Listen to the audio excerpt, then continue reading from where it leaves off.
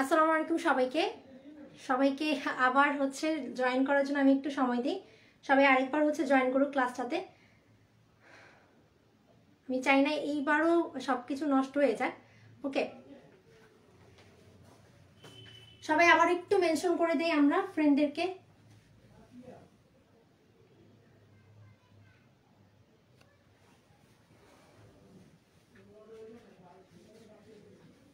আবার একটু ফ্রেন্ডদেরকে মেনশন করে দেই। এবার একদম পারফেক্ট আছে, তাই না? ওকে, আচ্ছা, তো আমরা যেটা আলোচনা করছিলাম সেটা আমি আরেকবার শুরু করি। আগে সবাই হচ্ছে জয়েন করুক।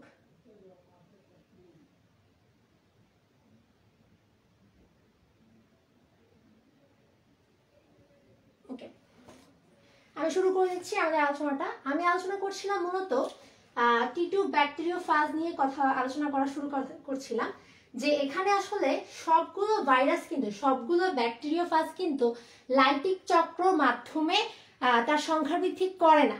কিছু কিছু ভাইরাস রয়েছে বা কিছু কিছু ব্যাকটেরিওফাজ রয়েছে যারা কিন্তু আসলে লাইসোজেনিক চক্র ফলো করে। এখন আমরা একটু জানার চেষ্টা করি যে আসলে একটা ব্যাকটেরিয়াকে একটা ভাইরাস ধ্বংস করে ফেললে মানুষের উপকার হয় নাকি মানুষের অপকার হয়? একটু আমাকে সবাই কমেন্টের মধ্যে জানান যে একটা ভাইরাস যদি আমাদেরকে ভাইরাস যদি একটা ব্যাকটেরিয়াকে আক্রমণ করে তাহলে কি আমাদের উপকার হবে নাকি অপকার হবে? একটু জানান তো আমাকে। একটা ভাইরাস যদি একটা ব্যাকটেরিয়াকে ধ্বংস করে ফেলে তাহলে কি মানুষের উপকার হয় নাকি অপকার হয়? আমি বলে দেই যে যদি একটা ভাইরাস যদি একটা ভাইরাস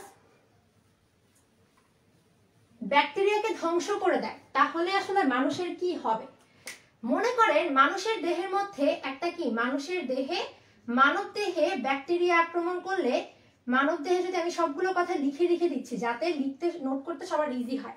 মানব দেহে যদি একটা ব্যাকটেরিয়া আক্রমণ করে তাহলে সেক্ষেত্রে যদি ভাইরাস যদি সেই ব্যাকটেরিয়াকে যদি কি করে ধ্বংস করে ফেলে তাহলে অবশ্যই মানুষের কি হবে?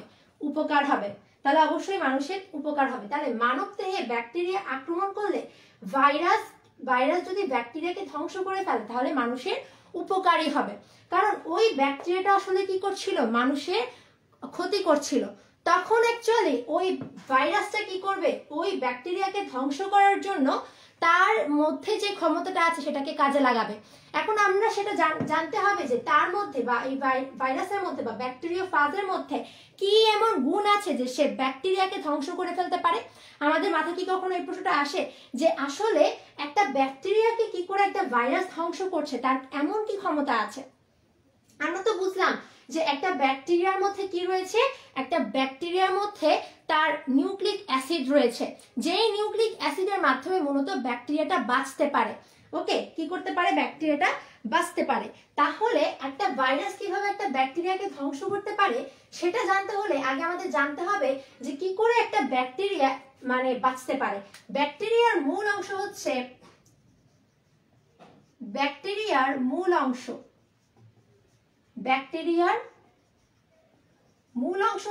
তার নিউক্লিক অ্যাসিড। তাহলে যদি নিউক্লিক অ্যাসিডটাকে আমরা ধ্বংস করে ফেলতে পারি কোনোভাবে, তাহলেই কিন্তু ব্যাকটেরিয়াটা ধ্বংস হয়ে যাবে। এজন্য ভাইরাস ভাবতে থাকে যে ব্যাকটেরিয়াকে ধ্বংস করার জন্য তার মধ্যে যে নিউক্লিক অ্যাসিড আছে সেটাকে আগে আমাকে ধ্বংস করতে হবে। বাট সে কিভাবে ধ্বংস করবে বা তার মধ্যে কি কি রয়েছে, তার গঠনটা কেমন, সেটা আগে আমরা দেখি যে কেন আসলে কি গঠনের কারণে সে একটা ব্যাকটেরিয়াকে ধ্বংস করবে। লক্ষ্য করি, চিত্রের মধ্যে আমরা ব্যাকটেরিয়া গঠন দেখতে পাচ্ছি। মূলত এই চিত্রটা হচ্ছে ব্যাকটেরিয়ার বাহ্যিক গঠনটাকে প্রকাশ করছে, আর এই চিত্রটা ব্যাকটেরিয়ার অভ্যন্তরীণ গঠনটাকে ব্যাখ্যা করছে। ঠিক আছে, এই চিত্রের মধ্যে বাহ্যিক আর এই চিত্রের মধ্যে অভ্যন্তরীণ। তার মানে আমরা বুঝতে পারলাম যে এটা হচ্ছে ভাইরাসের একটা বাহ্যিক অংশ, এটা ভাইরাসের অভ্যন্তরীণ অংশ। তাহলে একটা ভাইরাসের মধ্যে কয়টা অংশ দেখতে পেলাম? দুইটা অংশ। ভাইরাসের দুটি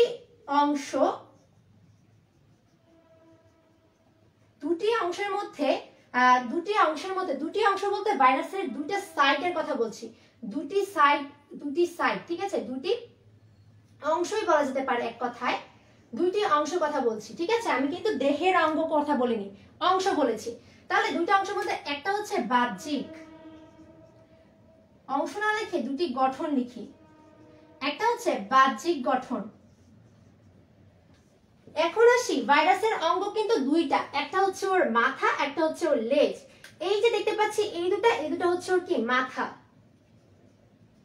এই দুটা হচ্ছে ওর কি মাথা। আর এই যে দেখতে পাচ্ছি এই লম্বা দণ্ডাকার নলাকার একটি অংশ, এটি হচ্ছে তার কি লেজ, এটি হচ্ছে তার কি লেজ। এবং এখানে আরেকটা গুরুত্বপূর্ণ অংশ লিখার জায়গা রেখে দাও চিত্রের মধ্যে, এটাও কিন্তু তার কি লেজ, এই লম্বা দণ্ডাকার অংশটুকু, ঠিক আছে। তাহলে তার কয়টা অংশ? দুইটা অংশ, একটা মাথা একটা লেজ। তাহলে বাহ্যিক গঠনের মধ্যে তার মাথাটাকে আমরা কিভাবে ব্যাখ্যা করব? বাহ্যিক গঠন লিখে হেডলাইন দেই মাথা। মাথার মধ্যে আমরা যেটা দেখতে পাবো তার বাহ্যিক ভাবে, মাথার মধ্যে কি কি আমরা অংশ দেখতে পাবো। প্রথম কথা, মাথা যেহেতু, এটার মধ্যে কি থাকবে? তার আকৃতি ব্যাখ্যা করতে হবে বাহ্যিক ভাবে। ভাইরাসের বাহ্যিক গঠনের মধ্যে মাথাকে যদি ব্যাখ্যা করি তাহলে কি করতে হবে? তার আকৃতিটাকে ব্যাখ্যা করতে হবে। লক্ষ্য করি এই যে একটা ভাইরাসের যে মাথাটা, এই মাথার মধ্যে কয়টা ত্রিভুজ? 1 2 3 4 5 6টা ত্রিভুজ। এজন্য আমরা এটাকে বলি হচ্ছে ষড়ভুজ আকার। এই আকারটাকে বলা হয় ষড়ভুজ আকার। কি আকার? ষড়ভুজ আকার। তার মানে এর আকৃতিটা কিসের মতো? ষড়ভুজের মতো। লিখে ফেলি এই টিটু ব্যাকটেরিওফাজের বাহ্যিক গঠনের মধ্যে তার মাথার আকৃতি হচ্ছে ষড়ভুজ আকার, ষড়ভুজ আকার। 2 নম্বর কথা একটু দেখি, 2 নম্বর জিনিস একটু লক্ষ্য করি যে এইটার আকৃতিটা কিসের মতো? একটা থলের মতো দেখতে না? একটা কিসের মতো দেখতে? একটা থলের মতো দেখতে। এই যে থলেটা, এই থলের ভিতরে কিন্তু তার রাসায়নিক গঠন রয়েছে, অর্থাৎ তার অভ্যন্তরীণ গঠনটা রয়েছে। সেটি কিন্তু আমরা তার মাথার অভ্যন্তরীণ গঠনের মধ্যে দেখবো। কোথায় দেখবো? মাথার অভ্যন্তরীণ গঠনের মধ্যে কিন্তু তার কি দেখতে পাবো? তার এই যে ষড়ভুজাকার থলের মতো অংশটুকু, তার ভেতরে কি রাসায়নিক গঠন রয়েছে সেটাই কিন্তু তার কি অভ্যন্তরীণ গঠন। তাহলে আকৃতির মধ্যে আমরা দেখতে পেলাম এই যে ব্যাকটেরিওফাজের মাথাটা একটা ষড়ভুজাকার। 2 নম্বর কথা বলি। 2 নম্বর কথা হচ্ছে এই যে ব্যাকটেরিওফাজের মাথাটা, এর দৈর্ঘ্য কতটুকু? এর দৈর্ঘ্য কতটুকু? এর যে দৈর্ঘ্যটা রয়েছে, এই দৈর্ঘ্যটা হচ্ছে 95 থেকে 100 ন্যানোমিটার। তাহলে কি এর মাথাটা এত বড় হবে? না, কিন্তু আমরা আসলে চিত্রের মধ্যে এত বড় দেখি, বাট আসলে কিন্তু জিনিসটা এত বড় না। তার মাথাটা খুবই ছোট, যেটা আমরা একক দেখেই বুঝতে পারছি। ন্যানোমিটার মানে বুঝতে পারছি এটা কত ছোট, ঠিক আছে, এটা কতটা ছোট। এরপর দেখি এটা ছিল কি দৈর্ঘ্য। তাহলে দৈর্ঘ্য হচ্ছে, মাথার দৈর্ঘ্য হচ্ছে 95 থেকে 100 ন্যানোমিটার। এবং এর যে প্রস্থটি রয়েছে, এই প্রস্থটি হচ্ছে 65 ন্যানোমিটার। তাহলে প্রস্থের জায়গায় লিখে ফেলি 65 ন্যানোমিটার, 65 ন্যানোমিটার। আরেকটা জিনিস লিখি, এর যে মাথাটা, এটা হচ্ছে স্ফীত ধরনের, অনেকটা ফাঁপা নলের মতো। নল না, ফাঁপা থলের মতো, ঠিক আছে, ফাঁপা ও স্ফীত ধরনের, স্ফীত ধরনের। এখন আসি, এটা ছিল বাহ্যিক গঠনের মধ্যে মাথার সবকিছু। এখন আসি লেজের ক্ষেত্রে, ঠিক আছে। বাহ্যিক গঠনে লেজ, বাহ্যিক গঠনে লেজ। চাইলে এখানেও হেডলাইন দিতে পারি বাহ্যিক গঠন তারপর লেজ, ঠিক আছে। এর কিন্তু গঠন দুই ভাবে ব্যাখ্যা করা যায়, একটা হচ্ছে বাহ্যিক ভাবে, একটা হচ্ছে অভ্যন্তরীণ ভাবে। বাহ্যিক ভাবে এর যে লেজটা রয়েছে, এই লেজটা হচ্ছে কি, দৈর্ঘ্যটা আগে আমরা একটু দেখি। তার আগে একটা কথা বলে রাখি, এটার আকৃতি কেমন? এটার আকৃতি হচ্ছে নলাকার, আকৃতি হচ্ছে নলাকার। তারপর আসি এইটার দৈর্ঘ্য কতটুকু?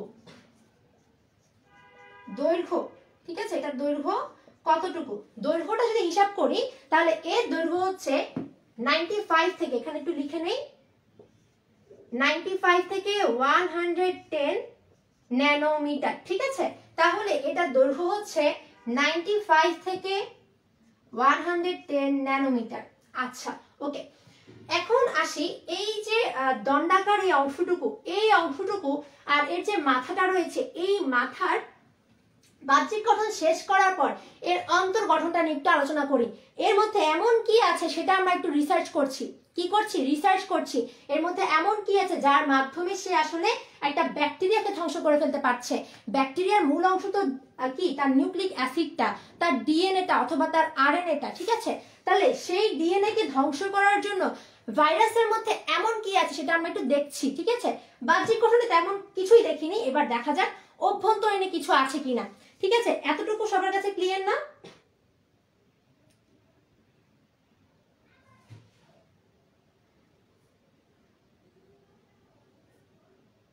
এতটুকু ক্লিয়ার কিনা আমাকে একটু সবাই কমেন্টে জানান।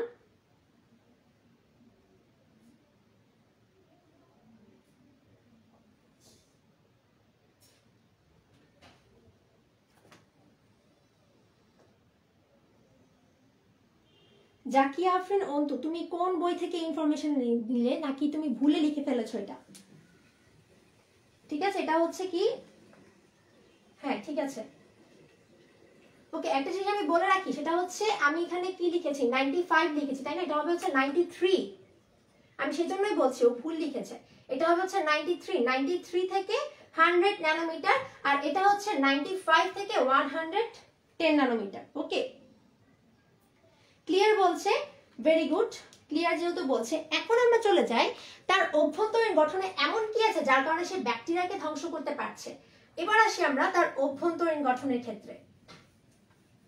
অভ্যন্তরীণ গঠন, ঠিক আছে, তার দুইটা গঠন, আর অংশ কয়টা, অংশ দুইটা, একটা মাথা একটা লেজ, আর গঠন কয়টা, দুইটা, একটা হচ্ছে বাহ্যিক একটা অভ্যন্তরীণ। তোমরা এইভাবে বইয়ের মধ্যে পাবে না, ঠিক আছে। আমি যেভাবে বলছি, কেন তুমি এই জিনিসটা পড়ছো সেটা সহ আমি বলে দিলাম, কারণটা জানতে চাচ্ছ যে তার মধ্যে এমন কি আছে যে ব্যাকটেরিয়াকে সে ধ্বংস করতে পারে, তুমি হেডলাইনে দিয়ে দিতে পারো এমন কি আছে, সেটা একটু রিসার্চ করে দেখি এবার, ঠিক আছে। এখন দেখো ব্যাকটেরিয়াকে ধ্বংস করার জন্য তার অভ্যন্তরীণে কিছু আছে কিনা সেটা একটু দেখি। তাহলে অভ্যন্তরীণ গঠন, ভাইরাসের অভ্যন্তরীণ গঠনে একটু আসি, ঠিক আছে। ভাইরাসের অভ্যন্তরীণ গঠনের মধ্যে আমরা তার মাথা নিয়ে প্রথমে কথা বলবো। মাথা, এই ভাইরাসটার অভ্যন্তরীণ গঠনে মাথার ভেতরে থলে আকৃতির অংশের মধ্যে আমরা দেখতে পাই, এক নম্বর কথা, থলে আকৃতির অংশে কি থাকে, অংশে আমরা একটা দ্বিসূত্রক নিউক্লিক অ্যাসিড দেখতে পাই। আর দ্বিসূত্রক নিউক্লিক অ্যাসিড মানে কিন্তু সেটা আরএনএ না, সেটা হচ্ছে ডিএনএ, ঠিক আছে। তার মানে দ্বিসূত্রক ডিএনএ থাকে। এবং এই যে দ্বিসূত্রক ডিএনএ, এই ডিএনএটা কি একটা নিউক্লিক অ্যাসিড না? আর আমরা জানি একটা নিউক্লিক অ্যাসিড অনেকগুলো নিউক্লিওটাইড নিয়ে গঠিত হয়। একটা নিউক্লিক অ্যাসিড কি নিয়ে গঠিত হয়? অনেকগুলো নিউক্লিওটাইড নিয়ে গঠিত হয়। তাহলে এই যে ব্যাকটেরিওফাজের অভ্যন্তরীণ গঠনে তার মাথায় যে ডিএনএ সূত্রটা থাকে, দ্বিসূত্রক, তার মধ্যে কয়টি নিউক্লিওটাইড থাকে? তার মধ্যে নিউক্লিওটাইড থাকে হচ্ছে নিউক্লিওটাইড, তার মধ্যে নিউক্লিওটাইড থাকে হচ্ছে 60,000। কয়টা? 60,000টা। এবং এই 60,000 নিউক্লিওটাইডের মধ্যে তার জিন সংখ্যা হচ্ছে 150টি জিন থাকে। কয়টা জিন থাকবে? 150টি জিন থাকে। তাহলে এতটুকু ইনফরমেশন আমরা একটু ভালোভাবে বুঝে নেই যে থলে আকৃতির কেন বলছে। আপু এটা কি দেখতে থলের মতো মনে হচ্ছে? না, এভাবে দেখলে বুঝবে না। আমরা শপিং ব্যাগ দেখি না, অনেকগুলো ব্যাগ, এটাকে যদি আমি এভাবে ধরি, ঠিক আছে, ব্যাগটা নিচের দিকে মানে কোনো একটা কিছু ঢুকানোর পরে, এমনি খালি অবস্থায় কিন্তু বোঝা যাবে না, কোনো একটা কিছু ঢুকানোর পর এটা কি হবে, সম্প্রসারিত হবে না। দেন আমরা দেখবো নিচে যে অংশটুকুটা কিন্তু চতুর্ভুজের মতো একদম হয়ে থাকে। তো ওই জিনিসটা থলের মতো যেরকম এই ষড়ভুজটা, ওটা হয় চতুর্ভুজ আর এটা হচ্ছে ষড়ভুজ। এবার এই ষড়ভুজ আকৃতির কোনো ব্যাগ যদি থাকে, তুমি সেটাকে যদি এরকম কোনো কিছু একটা ভিতর, কোনো কিছু যদি তার ভিতর রাখো, ষড়ভুজ আকৃতির ওই প্যাকেটের ভিতর কিছু রাখলে ওটা দেখতে থলের মতো মনে হবে না? সেজন্য বলা হচ্ছে, এটা আসলে এভাবে এঁকেছি তো এই জন্য এটা বোঝা যাচ্ছে না। আমি যদি এখানে 3D চিত্র আঁকতে পারতাম তাহলে জিনিসটা বোঝা যেত। তাহলে দেখো কি বলা হচ্ছে, থলে আকৃতির অংশের মধ্যে দ্বিসূত্রক ডিএনএ থাকে। এই যে দ্বিসূত্রক একটা ডিএনএ, যে ডিএনএ এর মধ্যে অনেকগুলো নিউক্লিওটাইড নিয়ে গঠিত। এখানে নিউক্লিওটাইডের সংখ্যাটা কিন্তু খুব ইম্পর্টেন্ট, খুব ইম্পর্টেন্ট। টিএমভি তে নিউক্লিওটাইডের সংখ্যা কত আমাকে একটু সবাই কমেন্টে জানাও। টিএমভি এর মধ্যে যে আরএনএ সূত্রকটা, সেই আরএনএ সূত্রকের মধ্যে নিউক্লিওটাইডের সংখ্যা কত? কেউ কি বলতে পারবে আমাকে? দেখি পারে কিনা, পড়েছে কিনা আগে একটু দেখা যাক। এবং এই নিউক্লিয়ারের মধ্যে জিন সংখ্যা হচ্ছে 150টি। কয়টি? 150টি। এখন আসি তার লেজের মধ্যে। লেজের মধ্যে আসি। এই যে লেজটা, এই লেজের মধ্যে আমি বলেছিলাম এখানে একটু ফাঁকা জায়গা রাখতে। এই পুরো লেজটার মধ্যে যা যা অংশ রয়েছে, এই যে বেস প্লেট, স্পাইক এবং কলার, এই কপার না, এটা হচ্ছে কি, এটা হচ্ছে কি তার কলার, এটা হচ্ছে তার কি কলার।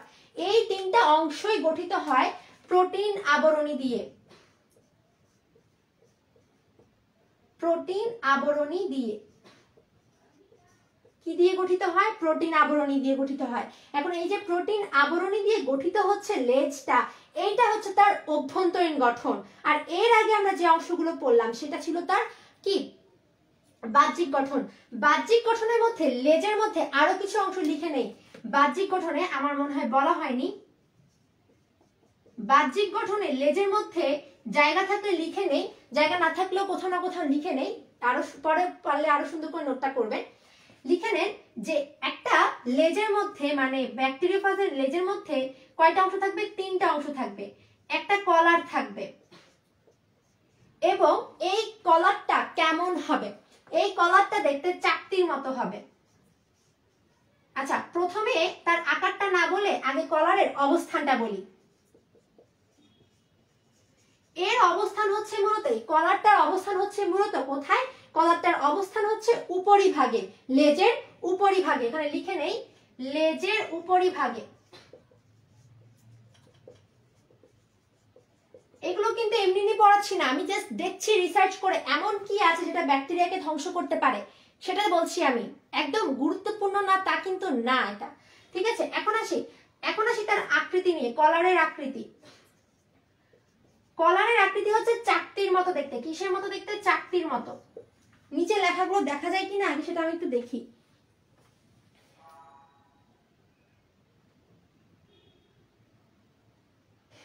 এই যে আমাদেরকে তাইবাতুজ বলে দিয়েছে 6500। Very good Taibatuz, very good. সবাই দেখি আগে থেকে পড়ে ফেলেছে, ঠিক আছে? টিএমবির ক্ষেত্রে কিন্তু আরএনএ নিউক্লিওটাইড সংখ্যা হচ্ছে কত? 6500টি। এখন আমি যেটা বলছিলাম সেটি হচ্ছে লেজের মধ্যে 3টা অংশের একটা হচ্ছে কলার, আরেকটা হচ্ছে মূলত কি? এই বেস প্লেটটা, বেস প্লেট। এই বেস প্লেট কয়টা থাকে? বেস প্লেট একটা থাকে এবং এটা থাকে হচ্ছে নিচে। এটার অবস্থান লিখে নেন, নিচে। জায়গা নেই তাই আমি এভাবে লিখতে পারছি না, সুন্দর করে নোটটা করেন, ঠিক আছে? ও নিচে দেখা যাচ্ছে না তো, নিচে দেখা যাচ্ছে না, রাইট?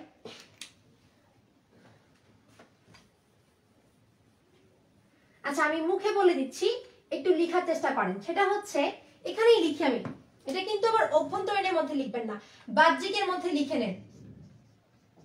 বাহ্যিকের মধ্যে এটা লিখে নেন যে লেজের মধ্যে 3টা অংশ, একটা হচ্ছে কি? কলার। কলারের অবস্থান কোথায়? উপরিভাগে। অবস্থান কোথায়? উপরিভাগে। দেখতে কেমন? আকৃতি কেমন? চাকতির মতো দেখতে। এবং এগুলো কিন্তু এমসিকিউতে থাকে যে কলারের আকৃতি কেমন। হঠাৎ করে কিসের কলার এটা আবার? এখন দেখি এটার হচ্ছে কি থাকবে? অনেকগুলো বেস প্লেট থাকবে। বেস প্লেট, এই যে বেস প্লেটটা, এই বেস প্লেট থাকে নিচে, অবস্থান নিচে। কয়টা থাকবে? একটা থাকবে। তারপর আসি, এখানে কি থাকছে? অনেকগুলো ইয়া থাকতেছে, অনেকগুলো স্পাইক থাকতেছে। এই যে এগুলো কাটার মতো অংশগুলো হচ্ছে স্পাইক। তাহলে আমি বলে দিলাম কিসের মতো? স্পাইকটা হচ্ছে কাটার মতো। তাহলে ওই যে আমি আগে বলেছি বাহ্যিক গঠনে কয়েকটা পয়েন্ট লিখে নিতে, তার নিচে অংশটুকু লিখে ফেলেন। লিখার পর আমরা আবার আগের টপিকটাতে ফিরে আসি যে অভ্যন্তরীণভাবে লেজটাকে যদি আমি ব্যাখ্যা করি, লেজের অভ্যন্তরে থাকে হচ্ছে প্রোটিন। প্রোটিন আবরণী দিয়ে পুরো লেজের অংশটুকু গঠিত। এখানে কোনো প্রকার নিউক্লিয়াস থাকবে না, কোনো প্রকার সাইটোপ্লাজম থাকবে না, কোনো প্রকারের কোষীয় বস্তুই থাকবে না, যার কারণে আমরা আসলে একটা ভাইরাসকে অকোষীয় বলে থাকি। কি বলি? অকোষীয় বলি। এখন এগুলো লেখা শেষ না সবার? হ্যাঁ, লেখা শেষ হলে, এগুলো যদি লেখা শেষ হয়ে যায় তাহলে আমরা যেটা দেখবো সেটা হচ্ছে কি? সেটা হচ্ছে অভ্যন্তরীণের মধ্যে লিখে ফেলো সবাই। এবার অভ্যন্তরীণের মধ্যে সবাই লিখো যে এটার মধ্যে কি থাকবে? প্রোটিন আবরণ থাকবে। অভ্যন্তরীণের ক্ষেত্রে লেজে লিখবে হচ্ছে প্রোটিন আবরণ। এবার আসো, আমাদের মেইন উদ্দেশ্য ছিল এগুলো পড়ার। মেইন উদ্দেশ্য কি ছিল? আমরা কোনো উদ্দেশ্য ছাড়া এগুলো কেন মুখস্থ করব? অবশ্যই মুখস্থ করব না। আমরা কারণটা জেনে নিই যে কেন সে আসলে ব্যাকটেরিয়াকে ধ্বংস করতে পারছে। কারণ আমরা এখানে অভ্যন্তরীণ গঠনে একটা জিনিস দেখতে পেয়েছি, সেটা হচ্ছে ডিএনএ। দ্যাট মিন্স এটা একটা কি? এটা একটা নিউক্লিক অ্যাসিড। এটা কি? Nucleic acid. তার মানে এই নিউক্লিক অ্যাসিড যেহেতু তার মধ্যে আছে, তার মানে সে কি করতে পারবে? ব্যাকটেরিয়ার মূল অংশ নিউক্লিক অ্যাসিডকে ধ্বংস করে ফেলতে পারবে। ব্যাকটেরিয়ার মূল অংশ নিউক্লিক অ্যাসিড, ভাইরাসের অভ্যন্তরীণ অংশ নিউক্লিক অ্যাসিড। সে যদি কোনোভাবে এই নিউক্লিক অ্যাসিডকে ধ্বংস করে ফেলতে পারে, তাহলেই সে কি করতে পারবে? এই ব্যাকটেরিয়াকে ধ্বংস করে ফেলতে পারবে। অর্থাৎ নিউক্লিক অ্যাসিড ছাড়া একটা ব্যাকটেরিয়া কিছুতেই অস্তিত্ব থাকতে পারে না। সেজন্য আমরা এই বৈশিষ্ট্যগুলো পড়ে নিলাম যে কেন আসলে একটা ভাইরাস ব্যাকটেরিয়াকে ধ্বংস করতে পারে। এতটুকু আমরা বুঝে গেছি না যে কেন আসলে একটা ভাইরাস ব্যাকটেরিয়াকে ধ্বংস করতে পারছে। এই ক্লাসটা কয়দিন হয়? এই ক্লাসটা হবে, এই ক্লাসটা কয়দিন হয় না, এই ক্লাসটা অনেক দিন পর্যন্ত চলবে। মূলত 5টা ক্লাস হবে আমাদের এই গ্রুপের মধ্যে, শুধু 5টা না। আমি জাস্ট জীববিজ্ঞান প্রথম পত্রের উপরে 5টা গুরুত্বপূর্ণ টপিক নিয়ে এখন ক্লাস করাচ্ছি। এখন আমাদের টপিকটার নাম লেখা আছে টপ 5 ক্লাস পর্ব 1। এটা মাত্র শুরু হয়েছে। তুমি ক্লাস শেষে পরে গ্রুপে সব ডিটেলস জেনে যাবে। এখন ক্লাসের মধ্যে ফিরে আসি। এখন দেখো, এগুলো বুঝতে পারছো তোমরা? কমেন্টে আগে জানাও। এটা বোঝা শেষ হয়ে গেলে আমাকে কমেন্টে জানাও। দেন আমরা চলে যাব যে আসলে সে এই নিউক্লিক অ্যাসিড দিয়ে কিভাবে ব্যাকটেরিয়ার নিউক্লিক অ্যাসিডকে ধ্বংস করে ফেলছে। আপু আবার বলেন। আচ্ছা, আমরা তো একটু আগে শিখলাম ব্যাকটেরিয়ার মূল অংশ কি? নিউক্লিক অ্যাসিড না? তাহলে ব্যাকটেরিয়ার মূল অংশ যদি নিউক্লিক অ্যাসিড ধ্বংস হয়ে যায়, তাহলে ব্যাকটেরিয়াটা ধ্বংস হয়ে যাবে। আর ব্যাকটেরিয়া যদি ভাইরাস আমাদের দেহ থেকে ধ্বংস করে ফেলে, তাহলে আমরাও মুক্তি পাবো। আবার সেম ওয়েতে অনেকগুলো ভাইরাসও উৎপন্ন হবে। বুঝতে পারছিস জিনিসটা? তাহলে ব্যাকটেরিয়ার মূল অংশ নিউক্লিক অ্যাসিডকে ধ্বংস করার জন্য ভাইরাসের মধ্যে এমন কি আছে সেটা এতক্ষণ ধরে আমরা পড়লাম। প্রথমে আমরা দেখলাম ভাইরাসের বাহ্যিক দেহের মধ্যে কিছু আছে কিনা যেটার মাধ্যমে সে ব্যাকটেরিয়াকে ধ্বংস করতে পারে? নাই। তারপর দেখলাম অভ্যন্তরীণ গঠনের মধ্যে ভাইরাসের এমন কিছু আছে কিনা যার মাধ্যমে সে ব্যাকটেরিয়াকে ধ্বংস করতে পারে? অবশ্যই আছে, সেটা হচ্ছে নিউক্লিক অ্যাসিড। নিউক্লিক অ্যাসিড কিন্তু দুই ধরনের, আরএনএ এবং ডিএনএ। আরএনএ ভাইরাসও রয়েছে, ডিএনএ ভাইরাসও রয়েছে, ঠিক আছে? তো সেগুলোর মধ্যে আমরা না গিয়ে আমরা এখন দেখি এই ডিএনএ মাধ্যমে, ভাইরাসের এই ডিএনএ অর্থাৎ নিউক্লিক অ্যাসিডের মাধ্যমে কিভাবে সে ব্যাকটেরিওফাজের নিউক্লিক অ্যাসিডকে ধ্বংস করে। কিসের মাধ্যমে? ভাইরুলেন্ট চক্র বা লাইটিক চক্রের মাধ্যমে। এখন বুঝতে পারছি? ওকে, সৌরভ বলছে ক্লিয়ার, ভেরি গুড। এখন আমরা হচ্ছে কোথায় চলে যাব? আমরা দেখব যে কিভাবে ব্যাকটেরিয়ার নিউক্লিক অ্যাসিডটা ধ্বংস হয়ে যায়। কিভাবে ব্যাকটেরিয়ার নিউক্লিক অ্যাসিডটা ধ্বংস হয়ে যায়। ব্যাকটেরিয়ার নিউক্লিক অ্যাসিড ধ্বংস হওয়ার প্রক্রিয়াকে বলা হয় লাইটিক চক্র। কি বলা হয়? লাইটিক চক্র। লাইটিক চক্র। কি চক্র? লাইটিক চক্র। এই লাইটিক চক্র কেন, এটার নামকরণ লাইটিক চক্র কেন হলো? এটার নামকরণ লাইটিক চক্র হওয়ার কারণ হচ্ছে, তার আগে একটা কথা বলি, সেটা হচ্ছে আমরা কিন্তু এতক্ষণ ধরে বলছিলাম যে সে ভাইরাসটা কি করে তার সংখ্যা বৃদ্ধি করবে। একবারও বলি নাই তার জীবন চক্র। আমরা বংশ বৃদ্ধিটাকে কিন্তু জীবন চক্র বলে থাকি। একটা ভাইরাসের জীবন চক্র কেন নেই সেটা নিয়ে একটু কথা বলি। এটা কিন্তু ক্ষয়ের মধ্যে অনেক সময় প্রশ্ন আসে যে কেন ভাইরাসের জীবন চক্র নেই, সংখ্যা বৃদ্ধি রয়েছে। জীবন চক্র, জীবন চক্র কার থাকবে? যে আসলে একটা জীব, তার জীবন চক্র থাকবে। কিন্তু ভাইরাস কি কোনো জীবন চক্র জীব? তোমরা আমাকে একটু বলো, ভাইরাস জীব নাকি জড়? তার মধ্যে বেশি যুক্তি পায় জড় নাকি জীব? সে কি আসলে জীব নাকি জড়? এই জিনিসটা তোমরা কিভাবে বুঝবে? দেখো, ভাইরাস কিন্তু কোনো জীব না। আগে আমি এটা বলে নিলাম, ও কোনো জীব না। তাহলে প্রশ্ন হচ্ছে আপু, আমাদের এই চ্যাপ্টারে বলা আছে ভাইরাসকে জীব এবং জড় সেতু বলা হয়, তাহলে সে কেন জীব হবে না? তোমাদের প্রশ্নের উত্তর দিব, দাঁড়াও। প্রথম কথা, এর মধ্যে কিছু জড় বৈশিষ্ট্য থাকবে, এর মধ্যে কিছু জীবের বৈশিষ্ট্য থাকে। এখন দেখো, জড় বৈশিষ্ট্যের মধ্যে প্রথম কথা হচ্ছে এ একটা অকোষীয়। আর অকোষীয় কেন একটাকে তোমাদের বলেছি যে এখানে কোনো নিউক্লিয়াস থাকে না, কোনো সাইটোপ্লাজম থাকে না, কোনো কোষীয় অঙ্গাণুই থাকে না, যার কারণে সে আসলে কি অকোষীয়। আচ্ছা, এখন দেখো জীবের ক্ষেত্রে তার একটা বৈশিষ্ট্য হচ্ছে, এখানে কিন্তু অনেকগুলো বৈশিষ্ট্য রয়েছে, কিন্তু জীবের ক্ষেত্রে একটাই যুক্তি আমরা খুঁজে পাই, খুব কম যুক্তি হচ্ছে জীবের ক্ষেত্রে, জড়ের ক্ষেত্রে অনেক বেশি যুক্তি। জীব কেন বলি আমরা, জীবের মধ্যে কেন ফেলা যায় তাকে, কারণ তার মধ্যে আসলে ডিএনএ রয়েছে, একটু আগে দেখলাম ডিএনএ, এবং ডিএনএ কিন্তু থাকার কারণে কি হচ্ছে, ডিএনএ থাকার কারণে আমরা যে জানি মানুষের মধ্যে ডিএনএ থাকছে এবং জিনের মাধ্যমে কিন্তু বংশগতির বৈশিষ্ট্যগুলো বহন করে নিয়ে যায়। তার মধ্যে যদি একটা নিউক্লিক অ্যাসিড রয়েছে, তার মানে তারও কি যতগুলো ভাইরাস তৈরি হবে, প্রত্যেকটা ভাইরাস পুরনো ভাইরাসের মতো বৈশিষ্ট্য সম্পন্ন হয়, যার কারণে এই জীবের মধ্যে পড়ে যায়। এখন আসি জ্বরের ক্ষেত্রে আরেকটা বৈশিষ্ট্য হচ্ছে, এ হচ্ছে ব্যাকটেরিয়ার যে ফিল্টার রয়েছে, ব্যাকটেরিয়া ফিল্টারের মধ্যে একে ফিল্টার করা যায় না। এবং যুক্তি খুঁজলে আমরা বেশি যুক্তি পাবো জ্বরের ক্ষেত্রে, জীবের ক্ষেত্রে আমরা তেমন কোনো যুক্তি পাই না। আমি আরেকটা কথা বলে রাখি, সেটি হচ্ছে এটা জীবের মধ্যে পড়ে কারণ এর মিউটেশন হয়। মিউটেশন মানে কি আপু? মিউটেশন মানে সে পরিবর্তন করতে পারে। কি ধরনের পরিবর্তন? পরিবর্তনটা হচ্ছে পরিবেশের সাপেক্ষে বা অভিযোজন ক্ষমতা তার মধ্যে থাকার কারণে তাকে মিউটেশনের মধ্যে ফেলা হয় বা সে মিউটেশন করতে পারে।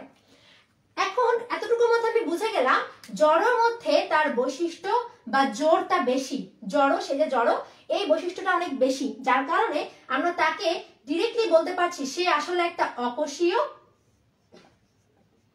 সে অকোষীয়, তাই তার কোনো জীবন চক্র হয় না, তার হয় হচ্ছে সংখ্যা বৃদ্ধি। তোমরা কি এই জিনিসটা ব্যাখ্যা করে বলতে পারবে বা খাতার মধ্যে লিখতে পারবে? দেখা যাক নোট যারা করবে তারা আসলে এই প্রশ্নের উত্তরটা কিভাবে লিখে। প্রশ্ন লিখবে হচ্ছে ভাইরাসের জীবন চক্র থাকে না কেন। দেখা যাক কে কতটুকু বুঝেছো। তার আগে আমি একটু কমেন্টটা চেক করি, এতটুকু যে বুঝালাম এটার মধ্যে কারো কোনো প্রবলেম আছে কিনা।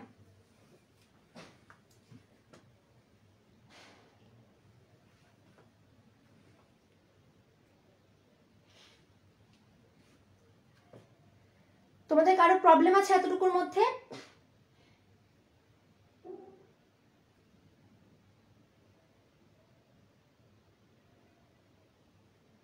তোমাদের কারো প্রবলেম আছে এতটুকুর মধ্যে?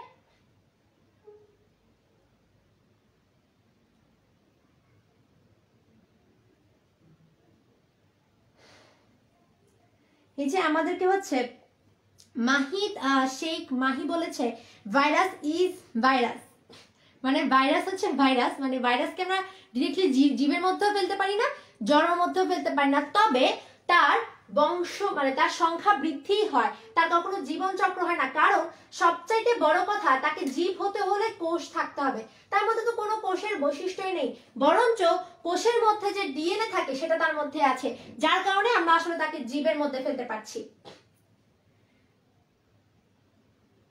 আরেকবার বলতে বলছো, টপিকটা কি ছিল আমি আরেকবার একটু শর্টকাটে বলে ফেলি। সেটা হচ্ছে জড়ের মধ্যে, কারণটা হচ্ছে সে জড়ের মধ্যে কেন পড়বে, কারণ সে অকোষীয়। অকোষীয় মানে একটু আগে আমি বলেছিলাম যে এর মধ্যে কোনো নিউক্লিয়াস থাকে না, এর মধ্যে কোনো সাইটোপ্লাজম থাকে না, এর মধ্যে কোনো কোষীয় অঙ্গাণুই থাকে না, বাট এর মধ্যে ডিএনএ থাকার কারণে কি আমরা জীবের মধ্যে ফেলছি। বাট সে যেহেতু একটা অকোষীয়, তার মানে সে কিন্তু জীব নয়, যদিও তার মধ্যে তার কাজগুলো অ্যাকচুয়ালি জীবীয় বলা হয় তার কাজের কারণে, জড় বলা হয় তার গঠনের কারণে। অকোষীয় একটা গঠন, আর ডিএনএ থাকার কারণে সে কি করতে পারে, ডিএনএ থাকার কারণে তার যে নতুন ভাইরাসগুলো থাকে সেই ভাইরাসগুলোর মধ্যে মিল থাকে, এটাকে বলা হয়, এই মিল থাকাটাকে বলা হয় কাজ। কাজের কারণে সে জীবের মধ্যে পড়ছে, আর গঠনের কারণে সে হচ্ছে অকোষীয়। তাহলে সে যেহেতু অকোষীয়, তার মানে তার মধ্যে কোনো জীবনচক্র থাকবে না, আমি কথাটা অনেকবার বলে ফেলেছি, তার মধ্যে জীবনচক্র থাকবে না, তার মধ্যে সংখ্যা বৃদ্ধি থাকবে। এখন ভাইরাস যে সংখ্যা বৃদ্ধি করে, এই সংখ্যা বৃদ্ধি প্রক্রিয়াটা হয় দুইভাবে, দুই রকম ভাইরাসের মধ্যে দুইভাবে হয়, সেটা আমি প্রথমেই বলে ফেলেছি। টি সিরিজের মধ্যে হবে লাইটিক চক্র বা ভাইরুলেন্ট চক্র, যাদেরকে আমরা বলি ভাইরুলেন্ট ভাইরাস, আর যাদের মধ্যে মূলত ভাইরাস অপত্য ভাইরাসগুলোর মধ্যে ব্যাকটেরিয়ার বৈশিষ্ট্য কিছুটা থেকে যায়, তারা হচ্ছে মূলত লাইসোজেনিক চক্রের মাধ্যমে সংখ্যাটা বৃদ্ধি করেছে। ভাইরাসে আরএনএ থাকতে পারে, অবশ্যই থাকতে পারে। সেটা আরএনএ, যদি আরএনএ থাকে তাহলে সেটি আরএনএ ভাইরাস, যদি সেটি ডিএনএ সম্পূর্ণ হয় তাহলে সেটা হবে ডিএনএ ভাইরাস। এখন আসো, এখন আমি একটু তোমাদেরকে বলি যে এখানটাতে আমরা কি পড়ছি এখন, ভাইরাসের সংখ্যা বৃদ্ধি। সবাই একটু নোটের মধ্যে লিখি ভাইরাসের সংখ্যা বৃদ্ধি। সংখ্যা বৃদ্ধির নাম হচ্ছে লাইটিক চক্র। মাত্র ক্লাস শুরু হয়েছে, রাইট? এতক্ষণ ক্লাস শুরু হয়নি, মাত্র ক্লাস শুরু হইল। লাইটিক চক্র কাদের মধ্যে হয়? টি সিরিজে। টি সিরিজ কোনগুলো? T2, T4, T6, T6 এগুলো হচ্ছে টি সিরিজ, এদের মধ্যে লাইটিক চক্র হবে। এখন আমরা একটু ব্যাখ্যা করি লাইটিক চক্র নামকরণ কেন করা হয়েছে। কারণ এই টি সিরিজের মধ্যে যে ভাইরাসগুলো রয়েছে তারা যাকে আক্রমণ করে, তারা যে ব্যাকটেরিয়াকে আক্রমণ করে তার নামই হচ্ছে ই কোলি। তোমরা আমাকে একটু জানাও এই ই এর পূর্ণরূপ কি? দেখি কারা কারা বলতে পারো। এখন দেখো সে কি করছে, ই কোলিকে আক্রমণ করছে, ই কোলির ডিএনএ কে ধ্বংস করছে। তাহলে সে কাকে ধ্বংস করছে? ই কোলির ডিএনএ ধ্বংস করছে। বাট ডিএনএ ধ্বংস করার জন্য সে একটা প্রক্রিয়া অবলম্বন করে। প্রথম কথা হচ্ছে তাকে ওই ব্যাকটেরিয়ার গায়ে গিয়ে বসতে হবে। আমি কিন্তু আলোচনা করছি লাইটিক চক্রের নাম লাইটিক কেন হলো সেটা মাথায় থাকতে হবে। ইকোলির গায়ে তাকে প্রথমে বসতে হবে। 2 নাম্বার কথা, তার নিউক্লিক অ্যাসিড বা ডিএনএটাকে ধ্বংস করার জন্য কি করতে হবে? ভাইরাসের নিউক্লিক অ্যাসিডটাকে বা ডিএনএটাকে কি করতে হবে? ব্যাকটেরিয়ার ভিতরে ঢুকিয়ে দিতে হবে। তার মানে নিউক্লিক অ্যাসিডকে প্রবেশ করাতে হবে। এখন এখানে আমরা আমাদের প্রশ্নের উত্তর পাবো। প্রবেশ করানোর জন্য সে কি করবে? সে ব্যাকটেরিয়ার যে দেহত্বকটা থাকবে সেটাকে কি করবে? সেটাকে ছিদ্র করে ফেলবে। একটা সময় সে যখন তার দল নিয়ে বের হবে, ভাইরাসগুলো তৈরি করার পর দল নিয়ে যখন বের হয়ে যাবে, তখন অ্যাকচুয়ালি সে ইকোলির পর্দাটাকে ভেঙে তারপর চলে যায়। এই ভেঙে ফেলা বা বিগলিত করে ফেলা, গলিয়ে ফেলা, এটাকে বলা হয় কি? লাইসিস। লাইসিস মানে হচ্ছে বিগলিত। এই লাইসিস থেকে মূলত লাইটিক কথাটা এসেছে। সে কি করে? ভাইরাসটা, ব্যাকটেরিওফাজটা কি করে? ই কোলি ব্যাকটেরিয়ার পর্দাকে কি করে ভেদ করে ফেলে বা পর্দাকে গলিয়ে ফেলে বা ধ্বংস করে ফেলে, যার কারণে এটার নামকরণ করা হয়েছে লাইটিক চক্র। নামটা এসেছে লাইসিস কথাটা থেকে। এই যে আমাদেরকে অনেকেই কমেন্টের মধ্যে জানিয়ে ফেলেছে ইতিমধ্যে, এই যে অনেকে জানিয়েছে, সৌরভ জানিয়েছে, ইস্টেরিচিয়া, তারপর হচ্ছে লামিয়াতুল হাফসা বলেছে, তাইবাতুস বলেছে, তারপর সাইফ বলেছে, মাহিদ শেখ মাহি, তারপর হচ্ছে আশরাফুল ইসলাম, ধ্রুবতা, এরা প্রত্যেকে, আসমাও আমাদেরকে বলেছে, আনহা তাফরিন আসমা, উনি আমাকে বলেছে। আচ্ছা, তার মানে আমরা বুঝে গেলাম লাইটিক চক্রের নাম লাইটিক কেন হলো। এটা একটা প্রশ্ন, লিখে রাখবেন। এটা কখনো প্রশ্নের মধ্যে থাকবে না, মানে কোয়েশ্চেনে দিবে না, বাট তারপরও লিখে রাখবেন নিজের জ্ঞানের পিপাসা মেটানোর জন্য। এখন একটু আসি, এখন এই লাইটিক চক্রের প্রথমেই আমরা একটু ব্যাকটেরিয়াটাকে এঁকে নেই। আমি এখানে চিত্রটা ভালোভাবে নাও আঁকতে পারি, বাট সমস্যা হচ্ছে চিত্রটা খুবই ইজি। কথা হচ্ছে এইটা মনে রাখাটার প্রক্রিয়াটা কিভাবে মনে রাখবে সেটা। এখন দেখি এটা কি? ইকোলি। এটা হচ্ছে ইকোলি। এই ব্যাকটেরিয়ার মধ্যে এই বাইরে কি থাকে? বাইরে থাকে হচ্ছে প্রোটিন আবরণী। প্রোটিন, বইয়ের মধ্যে চিত্রের মধ্যে এগুলো লেখা থাকবে না, লিখে নেন। কি থাকবে? প্রোটিন আবরণী। এখন এই যে প্রোটিন আবরণী, প্রত্যেকটা ব্যাকটেরিয়ার মধ্যে আগে থেকেই একটা রিসেপ্টর থাকে, যেই রিসেপ্টরে ভাইরাসের ক্যাপসিড বা ভাইরাসের যে প্রোটিন আবরণ থাকে সেই প্রোটিন আবরণ প্রবেশ করতে পারে বা প্রোটিন আবরণ সংযুক্ত হতে পারে। তাহলে কি বললাম, এই প্রোটিন আবরণীতে কি আছে, প্রোটিন আবরণীতে একটা রিসেপ্টর প্রোটিন আছে, রিসেপ্টর প্রোটিন আছে, প্রোটিন আবরণীতে একটা রিসেপ্টর প্রোটিন আছে। যেই রিসেপ্টর প্রোটিনে গিয়ে কি করতে পারবে, একটা ভাইরাস গিয়ে বসতে পারবে। কেন বসতে পারবে, কারণটা হচ্ছে যে রিসেপ্টর প্রোটিনে সে গিয়ে বসবে, সেই রিসেপ্টর প্রোটিনটা কিন্তু ওই T2 ব্যাকটেরিওফাজের জন্যই তৈরি করা আগে থেকে। বুঝতে পারছি কিভাবে তৈরি হয় সেটা আমরা লাস্টের দিকে বুঝতে পারবো। প্রত্যেকটা ব্যাকটেরিয়ার মধ্যে আগে থেকে ভাইরাসের জন্য একটা রিসেপ্টর প্রোটিন থাকে, একটা প্রোটিনের রিসেপ্টর থাকে, যে রিসেপ্টরে গিয়ে ওই ভাইরাসটা সংযুক্ত হবে বা ভাইরাসটা বসবে। তো মনে করলাম এখানে হচ্ছে আমাদের T2 ফাজটা হচ্ছে বসলো, ঠিক আছে, T2 ফাজটা এখানে বসেছে। ওকে, এর মধ্যে একটা ডিএনএ সূত্রক রয়েছে।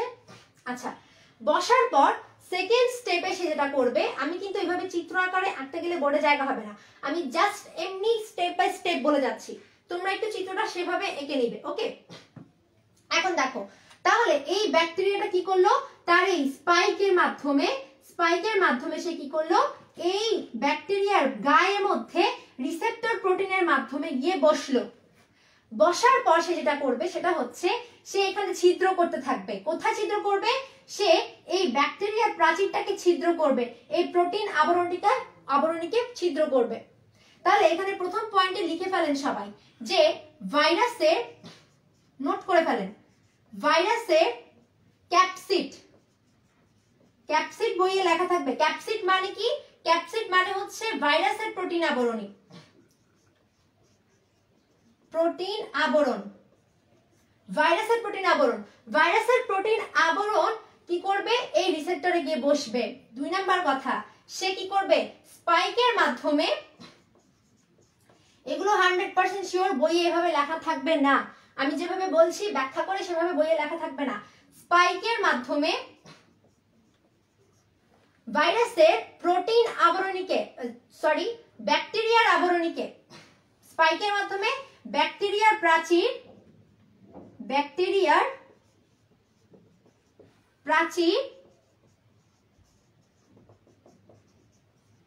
ছিদ্র করে, ব্যাকটেরিয়ার প্রাচীর কি করে, ছিদ্র করে ফেলে। এই যে ছিদ্র করে ফেললো তার মানে কি, ব্যাকটেরিয়ার প্রাচীরের বা আবরণের কিছুটা অংশ খুলে ফেললো না, ওই খোলা অংশটুকু বাইরে থেকে যায়, এটা আবার ভিতরে আসে না বা লেগে যায় না। তাহলে ওই ছিদ্রের অংশটুকু, এটা কেন বলছি, কারণ একটু পরে বলছি, ছিদ্রের অংশটুকু বাইরেই থেকে যায়, বাইরেই থেকে যাবে। কোথা থেকে যাবে, বাইরেই থেকে যাবে। 3 নাম্বার পয়েন্টে লিখে নেই, 3 নাম্বার পয়েন্টে লিখে নেই, সে ছিদ্র করার পর সে কিন্তু নিজে ঢুকে যায় না, বাট যদি একটা ভাইরাস মানুষের দেহকে পোষক দেহ হিসেবে বেছে নেয়, পোষক দেহ হিসেবে সে কাকে বেছে নেয়, যেখানে গিয়ে সে সংখ্যা বৃদ্ধি করবে। একটা ভাইরাস যদি মানুষের দেহকে পোষক দেহ হিসেবে বেছে নেয়, তাহলে সেই ভাইরাসটি সরাসরি কি করবে, মানুষের দেহের ভিতর ঢুকে যাবে। কিন্তু ব্যাকটেরিয়ার প্রাচীরের ভেতর কিন্তু ছিদ্র করলেও ভাইরাসটা কিন্তু ঢুকে যায় না, ভাইরাস নিজে ঢুকে না। মানুষের ক্ষেত্রে ভাইরাসটা সরাসরি মানুষের দেহের ভিতর ঢুকে যায়। এই জিনিসটা একটু নোটের মধ্যে লিখে রাখেন যে স্পাইকের মাধ্যমে ছিদ্র করবে। 3 নম্বর পয়েন্ট, ভাইরাসটি কি করে, ভাইরাসটি তার ডিএনএ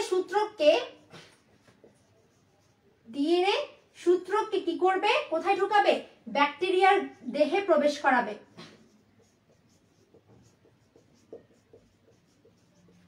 ব্যাকটেরিয়ার দেহে প্রবেশ করায়।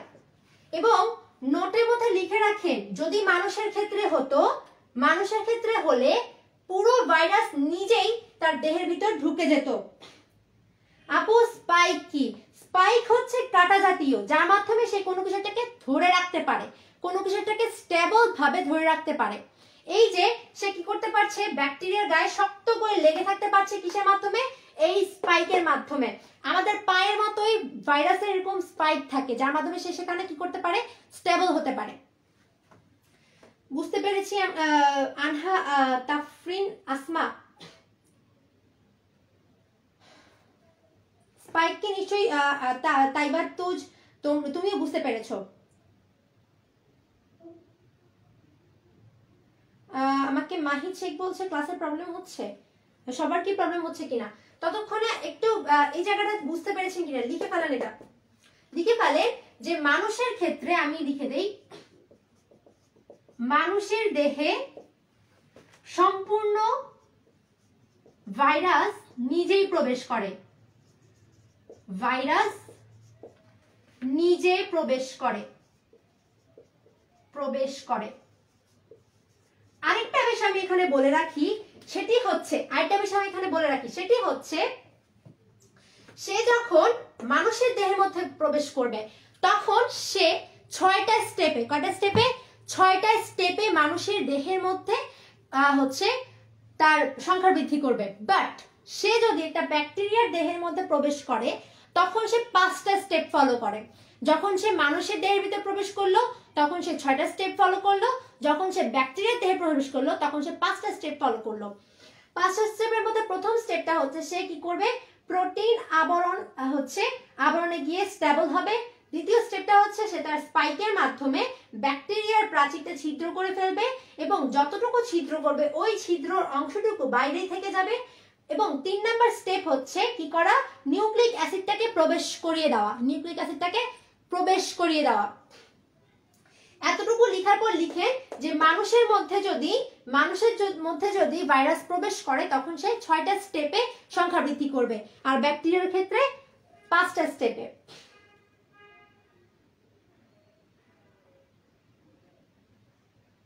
নিচের লেখাগুলো দেখা যায় না, দেখা যায় না বলে লিখতে কি পেরেছো?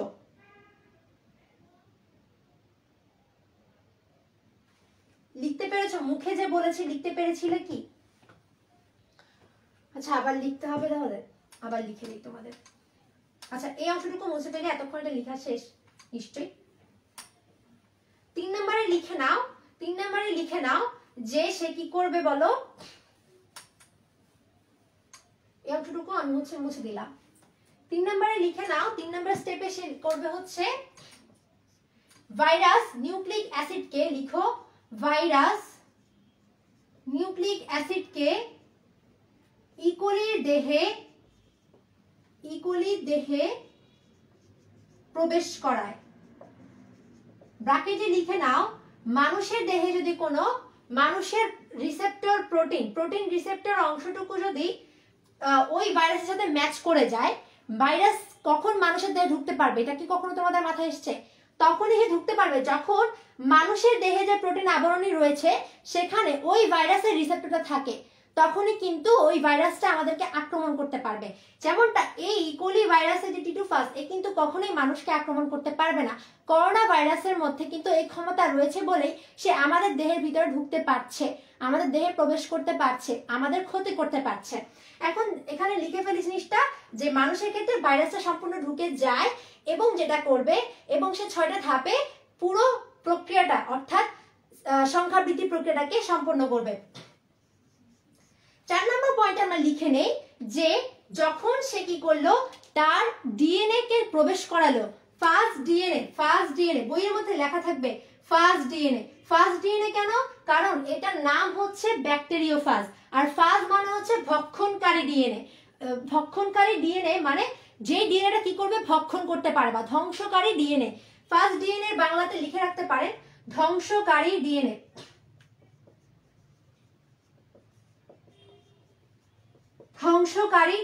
ঠিক আছে। এই ধ্বংসকারী ডিএনএ যখন কি করলো, ব্যাকটেরিয়ার দেহে প্রবেশ করলো, তখন প্রথমে সে যেটা করলো, ব্যাকটেরিয়ার দেহের মধ্যে যে আরএনএ পলিমারেজ থাকে, আরএনএ পলিমারেজ কি সেটা কিন্তু আমরা কোষ রসায়নে শিখেছি। আমি কোষ রসায়ন পুরো চ্যাপ্টারটা কত সুন্দর করে শেষ করে দিয়েছি, কিন্তু আবারও মনে করিয়ে দিচ্ছি। আরএনএ পলিমারেজ হচ্ছে অনেকগুলো আরএনএ মিলে যখন একত্রিত হয় তখন সেটাকে আমরা বলি আরএনএ পলিমারেজ। এখন এই আরএনএ পলিমারাইজটা কি নিউক্লিক অ্যাসিড। তখন যখনই এই ফার্স্ট ডিএনএটা ব্যাকটেরিয়ার দেহের ভিতর প্রবেশ করে গেল, তখন ফার্স্ট ডিএনএ কি করলো, ওই ব্যাকটেরিয়ার দেহের মধ্যে থাকা আরএনএ পলিমারেজকে আকৃষ্ট করে। তার মানে ফার্স্ট ডিএনএ প্রবেশ করে আরএনএ পলিমারেজকে আকৃষ্ট করবে, আরএনএ পলিমারেজকে কি করবে, আকৃষ্ট করবে, আকৃষ্ট করে, আরএনএ পলিমারেজকে কি করে, আকৃষ্ট করে। এবং সে যখন আরএনএ পলিমারেজকে আকৃষ্ট করলো, তখন ওই আরএনএ পলিমারেজের সাথে সে যুক্ত হয়ে কি করবে, আরএনএ পলিমারেজের সাথে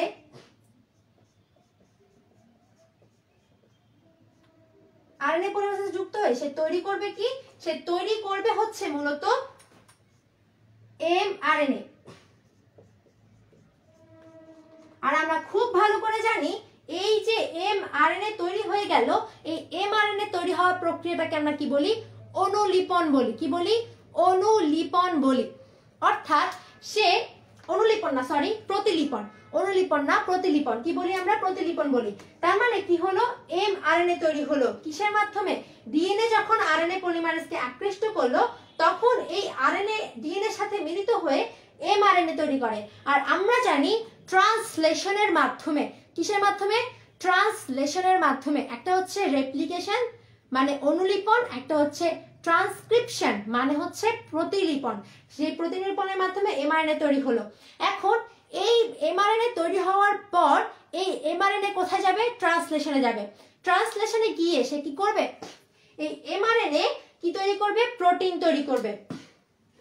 তাহলে এমআরএনএ থেকে কি তৈরি হলো, প্রোটিন তৈরি হয়। এখানে জিনিস বলে রাখি, বইয়ের মধ্যে কিন্তু লেখা নেই এই যে কিসের মাধ্যমে কি হচ্ছে, ব্র্যাকেটে লিখে নিবে যে এমআরএনএ তৈরি হচ্ছে কিসের মাধ্যমে, এমআরএনএ তৈরি হচ্ছে মূলত ট্রান্সক্রিপশনের মাধ্যমে বা প্রতিলিপনের মাধ্যমে। তারপর এমআরএনএ থেকে প্রোটিন তৈরি হলো কিসের মাধ্যমে, ট্রান্সলেশনের মাধ্যমে। অ্যাকচুয়ালি এটা কিন্তু পুরোপুরি প্রোটিন বলা যেতে পারে না। এই প্রোটিনটা মূলত কিছুটা এনজাইমের মতো কাজ করে। কিসের মতো কাজ করে, এনজাইমের মতো। নিচে লেখাগুলো দেখা যায়। আচ্ছা, প্রোটিনটা কিসের মতো কাজ করে, এনজাইমের মতো কাজ করে। এই এনজাইমটা একটা ক্ষমতা রয়েছে। এই এনজাইমের ক্ষমতাটা হচ্ছে সে কি করতে পারে, সে হচ্ছে মূলত এই ব্যাকটেরিয়ার যে নিউক্লিক অ্যাসিডটা রয়েছে, ব্যাকটেরিয়ার নিউক্লিক অ্যাসিডটাকে সে খণ্ড বিখণ্ড করে ফেলতে পারে। তো এখানে ইকোলির মধ্যে এটা কি থাকছে, ব্যাকটেরিয়াল সূত্রক থাকছে। কি থাকছে, এটা হচ্ছে ব্যাকটেরিয়াল ডিএনএ সূত্রক। ঠিক আছে, এটা হচ্ছে তার ডিএনএ সূত্রক। তাহলে এমআরএনএ থেকে যে প্রোটিন বা এনজাইমটি তৈরি হলো, সেই এনজাইমটি কি করতে পারে, এই ডিএনএ সূত্রকটাকে ধ্বংস করে ফেলতে পারে। আর আমরা বুঝে গেলাম, যদি ডিএনএ সূত্রকে ধ্বংস করে ফেলতে সে পারে, তার মানে তার জন্য কাজটা অনেক সহজ হয়ে গেছে। কারণ সে যেহেতু ব্যাকটেরিয়ার দেহের ভিতর প্রবেশ করে তার সংখ্যা বৃদ্ধি করতে যাবে, তখন ব্যাকটেরিয়ার আপত্তি থাকবে। ব্যাকটেরিয়া বলবে, তুমি আমার বাড়িতে খাবে, তুমি আমার ঘরে থাকবে, এমনকি তুমি আমার ঘরে বসেই তোমার সংখ্যা বৃদ্ধি করতে থাকবে, আমি কি সেটা মেনে নিব না। মেনে নিতে দিবে না দেখেই সে প্রথমে ঢুকেই কি করলো, প্রথমে ঢুকেই সে এই যে ডিএনএ সূত্রটা আছে, যেটা কিনা তাকে বাধা দেওয়ার চেষ্টা করতো, সেই বাধাকে সে আগেই শেষ করে ফেললো। আমরা যেরকম মুভি বা কোনো একটা নাটক ছবির মধ্যে দেখি না, এরকম অথবা কোনো ইসলামিক কোনো একটা ঘটনার কথা চিন্তা করে দেখেন, যদিও ওগুলো আপনারা অত বেশি তেমন কেউ জানে না, সেজন্য আমি এটাতে উদাহরণ দিচ্ছিও না। যে কোনো একটা নাটকের কথা চিন্তা করেন, সেখানে কি হয়, একটা বাড়িতে একটা হচ্ছে কেউ একজন ঢুকে, যা কিনা আগে থেকে ইন্টেনশন থাকে যে এই বাড়িতে বসে আমি টাকা কামাবো, ওই বাড়িতে বসে আমি খাবো দাবো, কিন্তু আমাকে তো আর ঠিকঠাক মতো ওই বাড়ির লোকরা এখানে শান্তি মতো থাকতে দিবে না বলেই সে কি করে, আস্তে আস্তে একজন একজন করে মেরে ফেলার পর তারপর যখন পুরো বাড়িটা তার হয়ে যায়, তখন সে তার নামে ওই বাড়িটা করে ফেলে এবং সেখানে সে তার স্বপ্ন পূরণ করতে পারে। সেম ওয়েতে একটা ভাইরাস কি করে, একটা ব্যাকটেরিয়ার দেহের মধ্যে রাজত্ব করার জন্য, দেহের মধ্যে থেকে রাজত্ব করে সংখ্যা বৃদ্ধি করার জন্য সে ব্যাকটেরিয়াকে আগে ব্যাকটেরিয়ার ভেতরে যে ডিএনএ সূত্রটা রয়েছে সেই সূত্রটাকে আগে ধ্বংস করবে, কারণ তা না হলে ওকে কিন্তু কিছুতেই সংখ্যা বৃদ্ধি করতে দিবে না। সেজন্য সে আগে ডিএনএ সূত্রটাকে ধ্বংস করে ফেলে। তাহলে ডিএনএ সূত্র ধ্বংস হয়ে গেল 4 নাম্বার স্টেপে। এখানে লিখে ফেলেন যে এই এনজাইমটি কি করে, ব্যাকটেরিয়াল ডিএনএ সূত্রককে ফার্স্ট ডিএনএ সূত্রকটি থেকে উৎপন্ন হওয়া এনজাইম কি করে ফেলছে, ডিএনএ সূত্রটাকে ধ্বংস করে ফেলছে। ধ্বংস করার পর এই যে সূত্রটা ছিল, আমরা জানি ডিএনএ সূত্র গঠিত হয় কিসের মাধ্যমে, ডিএনএ সূত্র গঠিত হয় মূলত নিউক্লিওটাইডের মাধ্যমে। তাহলে এখানে যে নিউক্লিওটাইডটা ছিল সেটা বাইরে চলে আসবে না, কি হবে বলেন, নিউক্লিওটাইডটা যেটা ছিল সেটা কিন্তু বাইরে চলে আসবে। এবং শুধুমাত্র নিউক্লিওটাইডটা কিন্তু বাইরে চলে আসে না, নিউক্লিওটাইডটা কিন্তু বাইরে চলে আসে না, নিউক্লিওটাইডের পাশাপাশি কিন্তু তার মধ্যে যে রাইবোজোম থাকে সেই রাইবোজোমটাও বাইরে চলে আসে। তার মানে আমরা দেখতে পাচ্ছি 5 নাম্বার স্টেপে যেটা হবে, মানে এইখানটাতে যেটা হবে, এখানে লিখেন এই স্টেপে যেটা হবে, এনজাইম, এই এনজাইম, নিচে লেখাটা দেখা যাবে, এই এনজাইম কি করবে, এই এনজাইমটা এই ডিএনএ সূত্রকে, মানে ব্যাকটেরিয়ার ডিএনএ সূত্রকে, এখানে লিখবেন ব্যাকটেরিয়া লিখে নিন, হ্যাঁ, ডিএনএ সূত্রক কি করে ফেলে, ভেঙে ফেলে বা ধ্বংস করে দেয়, ধ্বংস করে, ডিএনএ সূত্র করে ধ্বংস করে ফেলে। এবং ধ্বংস করার কারণেই কিন্তু এর যে শক্তিটা ছিল, যে বেঁচে থাকার যে ক্ষমতা ছিল, সেটাও কিন্তু আস্তে আস্তে নষ্ট হয়ে যাচ্ছে। এবং ভেঙে ফেলার পর এই পর্দা যখন ডিএনএটাকে শেষ করে ফেলো, তখন তার মধ্যে যে নিউক্লিওটাইড গুলো ছিল সেই নিউক্লিওটাইড গুলো থেকে যাবে না, নিউক্লিওটাইডটা এর ভেতরেই থেকে যাবে। এখন এই যে নিউক্লিওটাইড, এই নিউক্লিওটাইড এবং এর মধ্যে থাকা যে কোষীয় উপাদানগুলো ছিল, যেমন আমি যদি বলি রাইবোজোম, সেই রাইবোজোম, এমনকি এই নিউক্লিওটাইড, এই সবগুলোকে তখন কার কর্তৃত্বে চলে আসে, যখন ওই বাড়ির মানুষগুলোকে, আমি আবার মনে করে দিচ্ছি, সেই মানুষটা কি করলো, বাড়ির ভিতরে ঢুকলো, রাজত্ব করবে, তার স্বপ্ন পূরণ করবে, মানুষগুলোকে মেরে ফেললো। এখন ওই বাড়ির যে কাজের লোকগুলো ছিল, তারা যেহেতু ওই বাড়ির মালিক, এখন সে যে ঢুকেছে নতুন করে এবং মেরে ফেলেছে সবাইকে, তারা কি তার কর্তৃত্বে চলে আসবে না, তার কথায় উঠবে বসবে না? তাহলে ওই মানুষটার কথায় ওই বাড়ির যে আগের কাজের লোকগুলো ছিল তারা কিন্তু উঠবে এবং বসবে। সেম ওয়েতে যখনই এই পর্দার ভিতরে যে নিউক্লিক অ্যাসিডটা ছিল সেই নিউক্লিক অ্যাসিডটা আর নেই, তাহলে সেই জায়গায় ভাইরাসের বা ফাজ ডিএনএ বা ফাজের যে নিউক্লিক অ্যাসিডটা, সেই নিউক্লিক অ্যাসিডটা রাজত্ব করবে। সেখানকার যত কর্মী ছিল, যত কাজের লোক ছিল, ঠিক আছে, প্রত্যেকটা কর্মীকে তার আন্ডারে নিয়ে আসবে। তাহলে তখন এই নিউক্লিওটাইড এবং রাইবোজোমকে, কোথায় লিখব একটু বোঝার চেষ্টা করবেন, ঠিক আছে, এটা মুছে ফেলছি, আশা করে তখন লেখা শেষ। নিউক্লিওটাইড, রাইবোজোম কার আন্ডারে নিয়ে আসে, রাইবোজোম এবং নিউক্লিওটাইডকে কার আন্ডারে নিয়ে আসবে, ফাজ ডিএনএ এর আন্ডারে নিয়ে আসে, ফাজ ডিএনএ এর কর্তৃত্বে নিয়ে আসে, কর্তৃত্বে।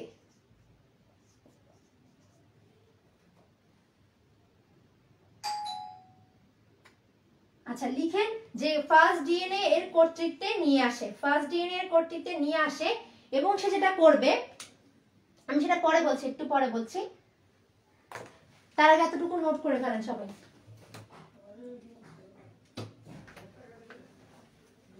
নোট করে ফেলেছেন এতটুকু, লিখে ফেলেন যে ফার্স্ট ডিএনএ এর কর্তৃত্বে চলে আসে।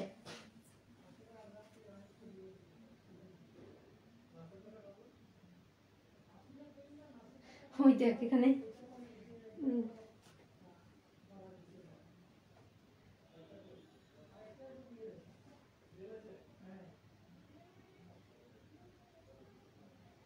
আচ্ছা আমাকে একটা বিষয় বলো, আমি এমনি এই প্রশ্ন করছি যে এখানে অনেক সময় আমি অনেক জায়গায় পোস্টের মধ্যে ওই নামটা দেখেছি, যে মাহাদ শেখ বাহি যে নামটা লিখেছে তিতলি, এই নামটা আসলে কেন বলো তোমরা বারবার।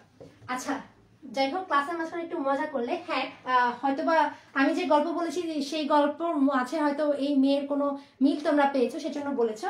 তো যাই হোক, এতটুকু লেখা শেষ না।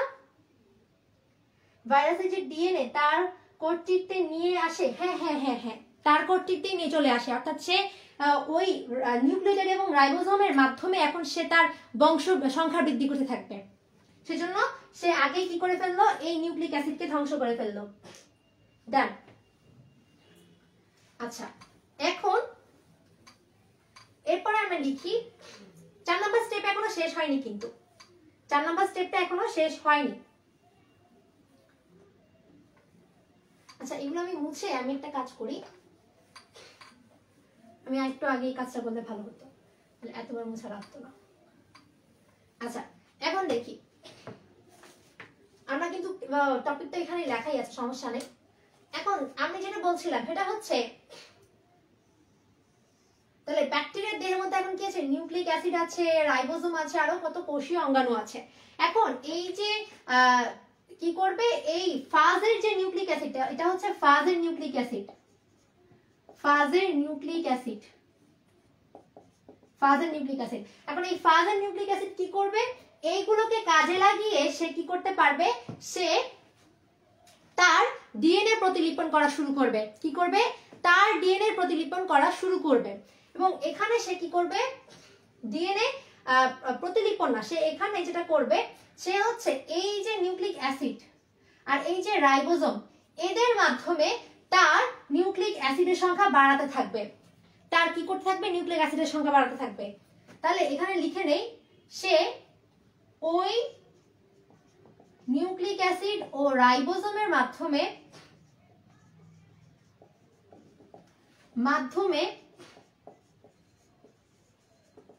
তার কি করতে থাকে, নিউক্লিক অ্যাসিডের সংখ্যা বা ডিএনএ সংখ্যা, ডিএনএ বাড়াতে থাকে,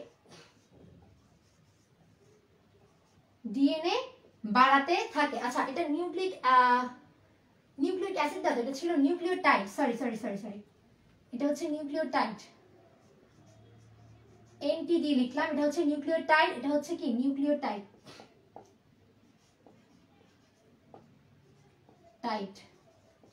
আচ্ছা তার যে নিউক্লিওটাইড এবং রাইবোজোম, এগুলোর মাধ্যমে সে তার ডিএনএ বাড়াতে থাকবে, এবং ডিএনএ যখন বাড়তে থাকবে, ডিএনএ এর পাশাপাশি তখন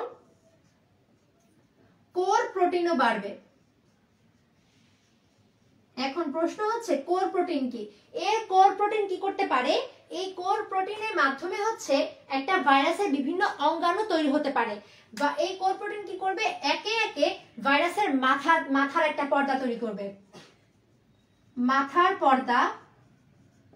ফার্স্ট অফ অল মাথার পর্দা যখন এই কোর প্রোটিনটা তৈরি করলো, তখন প্রত্যেকটা নতুন করে যে নিউক্লিক অ্যাসিড সম্পন্ন নতুন করে যে ভাইরাসগুলোর যে ডিএনএটা তৈরি হলো, প্রত্যেকটা ডিএনএ কি করবে, প্রত্যেকটা ডিএনএ এই মাথার ভিতর প্রবেশ করবে। মাথার ভিতর প্রবেশ করার পর কিন্তু তার মাথাটা গঠন হয়ে গেছে।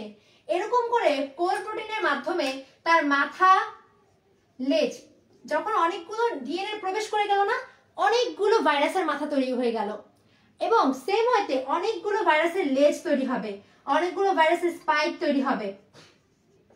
প্রত্যেকটা ভাইরাস যখন মাথা যুক্ত হবে, প্রত্যেকটা ভাইরাস যখন লেজ যুক্ত হবে, প্রত্যেকটা ভাইরাস যখন স্পাইক যুক্ত হবে, প্রত্যেকটার মধ্যে তখন বেস প্লেট থাকবে, এবং এরকম করে প্রত্যেকটার মধ্যে যখন সবগুলো অঙ্গ তৈরি হয়ে যাবে, তাহলে অনেকগুলো অপত্য ভাইরাস আমরা পাবো, এবং প্রত্যেকটা ভাইরাসই নতুন করে অন্য একটা ব্যাকটেরিয়াকে আক্রমণ করতে পারবে এমন। তাহলে 4 নম্বর স্টেপে কিন্তু প্রত্যেকটা ভাইরাস কিভাবে তৈরি হলো বুঝলাম। 4 নম্বর স্টেপটা ক্লিয়ার?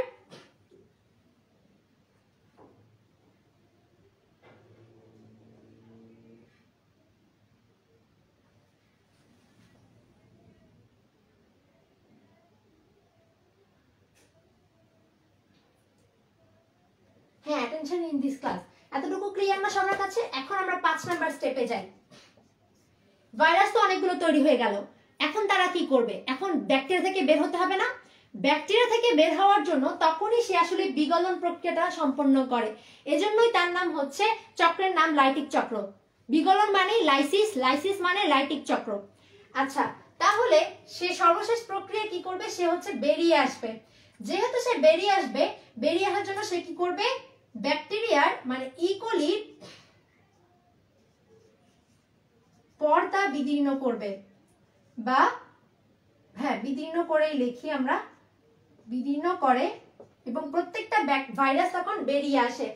এই যে ভাইরাসটা বেরিয়ে আসলো, ভাইরাসটা যে বেরিয়ে আসলো, বেরিয়ে আসার পর সে কি করবে, বেরিয়ে আসার পর সে নতুন করে আরেকটা ব্যাকটেরিয়াকে কি করবে, ধ্বংস করবে।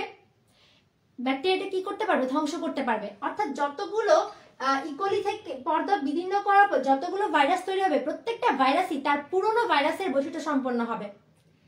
এখন এখানে একটা কথা বলি, সেটা হচ্ছে এই যে ভাইরাসগুলো বের হয়ে গেল, ভাইরাসগুলো বের হয়ে গেল না, এই ভাইরাসগুলো কিন্তু পরবর্তীতে অন্য একটা ব্যাকটেরিয়াকে ধ্বংস করতে গেলে প্রথমে তার কি করতে হবে, সেম ওয়েতে অন্য একটা ব্যাকটেরিয়াকে ধ্বংস করতে হলে ওই ব্যাকটেরিয়ার মধ্যে তার একটা রিসেপ্টর আগে থেকে তৈরি হওয়া আছে, এবং সেই রিসেপ্টরের কারণে কিন্তু নতুন করে একটা ভাইরাস অন্য একটা ব্যাকটেরিয়াকে ধ্বংস করতে পারে। তাহলে আমরা বুঝে গেলাম লাইটিক চক্রের মাধ্যমে কিভাবে টি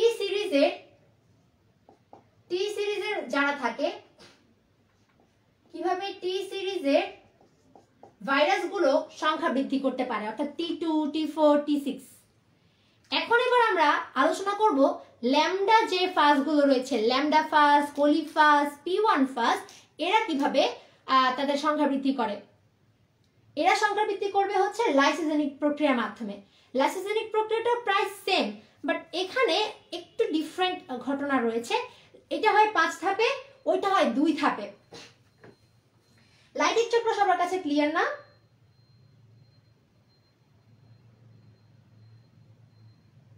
বাট আমি আমার এখানে কোনো লোডিং দেখতে পাচ্ছি না।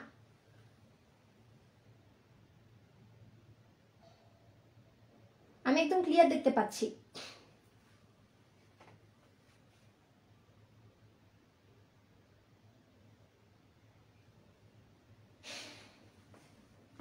এতটুকু বুঝে গেছি সবাই। এখন আমি হচ্ছে লাইসোজেনিক চক্রের মধ্যে চলে যাব।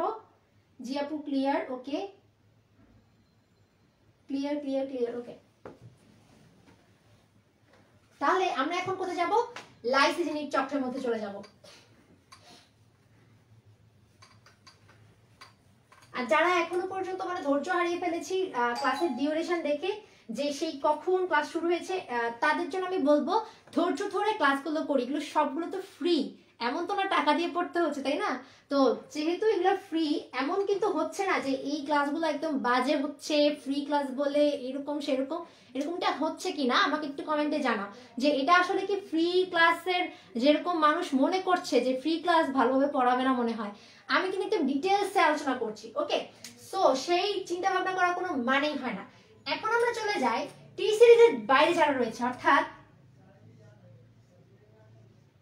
ল্যামডা ফাজ, তারপর হচ্ছে ল্যামডা ফাজের পাশাপাশি কি রয়েছে, P1 ফাজ, পাশাপাশি কে রয়েছে, কোলিফাজ। এখন আমাকে একটু কমেন্টে সবাই জানান কোলিফাজের সংকেত কি। আমি একদম ক্লাসের শুরুতে বলেছি কোলিফাজের সংকেত কি। এদের ক্ষেত্রে যেটা হবে, এদের ক্ষেত্রে হবে হচ্ছে মূলত আমাদের লাইসোজেনিক চক্র। লাইসোজেনিক চক্র। আচ্ছা, এখন একটু আসি এই যে লাইসোজেনিক চক্রটা, এই লাইসোজেনিক চক্রটার মধ্যে দুটো ধাপ হয়, এখানে কোনো ব্যাখ্যা তেমন নেই। এক নাম্বার কথা হচ্ছে সে প্রথমে কি করবে, ওই লাইসোজেনিক চক্র কিন্তু চক্রের মধ্যেও যে ভাইরাসগুলো থাকে তারাও কিন্তু কি করে, তারাও ইকোলিকেই ধ্বংস করবে। বাট পার্থক্য কোথায় সেটা এখন দেখবো। সেও কি করবে, এই ফাজগুলো, এই ভাইরাসগুলো কি করবে, ইকোলির গায়ে গিয়ে বসবে। তারপর বসে 4 নাম্বার স্টেপ পর্যন্ত সে আসবে। মানে এখানে সংক্ষিপ্তভাবে এখানে তোমাদের বইয়ে দুটো ধাপে বলা, বাট তার মধ্যে ওই একই স্টেপগুলো হয়, একই স্টেপগুলো হয়।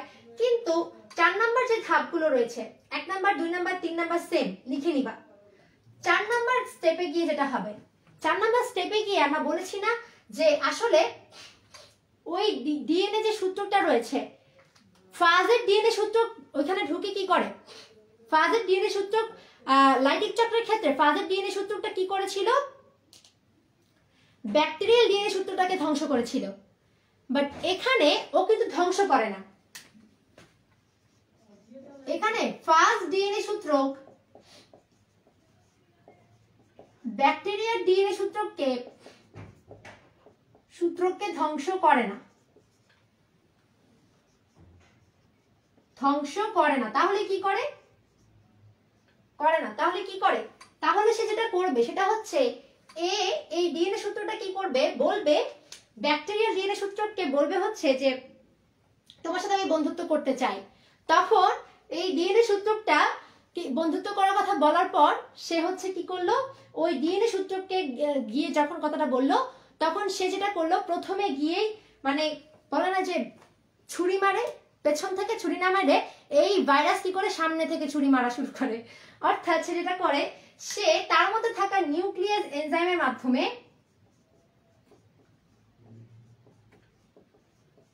নিউক্লিয়াস এনজাইম সবসময় মাথায় রাখবো, নিউক্লিয়াস এনজাইম এর নামের মধ্যে রয়েছে নিউক্লিক, নিউক্লিক থেকে নিউক্লিয়াস কথাটা এসেছে। আমরা সবসময় জানি যে এনজাইম যাকে সংশ্লেষণ করবে বা যাকে ধ্বংস করবে, যাকে সংশ্লেষণ করা মানে তৈরি করা, যে এনজাইম যাকে সংশ্লেষণ করবে বা যাকে ধ্বংস করবে তার নামের সাথে মিল রেখে এনজাইমের নামটা হয়। এনজাইমের নাম সাবস্ট্রেটের নামের উপর নির্ভর করে তৈরি হয়। সাবস্ট্রেট মানে কি, যাকে সে ধ্বংস করবে বা যাকে সে তৈরি করবে। এখন এই নিউক্লিয়াস কাকে ধ্বংস করতে যাচ্ছে, ধ্বংস না, একেবারে ধ্বংস করে না, ব্যাকটেরিয়াল ডিএনএ কে সে কেটে ফেলে। তাহলে কেটে ফেলার জন্য কাকে কেটে ফেলছে, নিউক্লিক অ্যাসিডকে, নিউক্লিক অ্যাসিডকে কেটে ফেলছে। এজ মানে তো এনজাইম, এটা বুঝতেছি। এই এনজাইম যেহেতু নিউক্লিক অ্যাসিডকে কাটবে এজন্য এর নাম নিউক্লিয়াস। নিউক্লিয়াস এনজাইমটা কি করবে, এই নিউক্লিক অ্যাসিডকে কাটবে, কেটে কি করবে, এখানে লিখি কেটে নিজে ওই জায়গার মধ্যে প্রবেশ করে, কি করে, নিজে ওই জায়গার মধ্যে প্রবেশ করে। এবং সে যে প্রবেশ করছে কেটে কেটে কি করবে, ব্যাকটেরিয়াল সূত্রকে ফাজ সূত্রক প্রবেশ করে কিসের মাধ্যমে, ইন্ট্রিগেজের মাধ্যমে। এখানে ইন্ট্রি মানে কি, প্রবেশ করা, অভ্যন্তরে, ঠিক আছে। ইন্টার আমরা বলতে ইন্টার মানে হচ্ছে অভ্যন্তরীণ, অর্থাৎ সে ইন্টিগ্রেজ এনজাইমের মাধ্যমে, এজ এখানেও কিন্তু আছে, এই এনজাইমের মাধ্যমে সে যুক্ত হবে, ওই ব্যাকটেরিয়াল সূত্রকের সাথে যুক্ত হয়ে যাবে। এবং যুক্ত হওয়ার মাধ্যমে সে কিন্তু এখান থেকে ওই ডিএনএ সূত্রক যেটা ছিল তার গুণাবলীকে নিজের আন্ডারে নিয়ে চলে আসবে। এবং তখনই সে আস্তে আস্তে ওই একই প্রক্রিয়ার মাধ্যমে কি করে ফেলতে পারবে, এই ইন্টিগ্রেজের মাধ্যমে সংযুক্ত হয়ে ওই ডিএনএ সূত্রকের মাধ্যমে আস্তে আস্তে নতুন করে কোর প্রোটিন তৈরি করতে থাকবে। এবং এখান থেকে অনেকগুলো স্পাইক যুক্ত, এমনকি কলার যুক্ত, তারপর হচ্ছে স্পর্শক তন্তু যুক্ত, লেজ এবং মাথা যুক্ত অনেকগুলো ভাইরাস তৈরি হবে, ঠিক আছে। তাহলে এখানে সে কিন্তু ডিরেক্টলি কি করে ফেলছে না, ডিরেক্টলি সে নিউক্লিক অ্যাসিডটাকে ধ্বংস করে ফেলছে না, সে সেখানে নিউক্লিয়াস এবং ইন্টিগ্রেজের ব্যবহার করে। এবং যে সকল ভাইরাস এই প্রক্রিয়ায় তাদের সংখ্যা বৃদ্ধি করে সেই সকল ভাইরাসই আসলে সে সকল ভাইরাসকে আমরা বলি হচ্ছে কি ধরনের ভাইরাস, মানে সে সকল ভাইরাসই আসলে লাইসোজেনিক চক্রটা ফলো করে, ঠিক আছে। এখন আমরা একটু বলি, এখানে লাইটিক চক্র যারা ফলো করে তাদেরকে বলা হয় ভায়োলেন্ট, ঠিক আছে। একটা মিনিট, হ্যাঁ একটা মিনিট ওয়েট করি আমরা।